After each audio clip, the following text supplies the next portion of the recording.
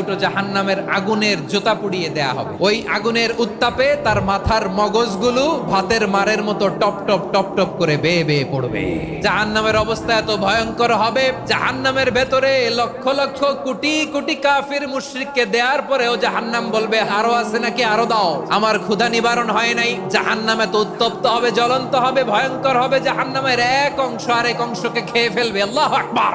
ফেরেশতারাও টালমাটাল হয়ে যাবে। জাহান্নামের রক্ষী ফেরেশতারা কি করবে তারা নিজেরাও বুঝতে পারবে না। কোটি কোটি মুশরিক কাফিরদেরকে জাহান্নামে নিক্ষেপ করার পরেও জাহান্নাম ঠান্ডা হবে না, শান্ত হবে না, বলবে হাল মিন মাজিদ, আরো আছে নাকি, আরো দাও। তখন আল্লাহ তাআলার কুদরতি পা জাহান্নামের ভেতরে ঢুকিয়ে দিবেন।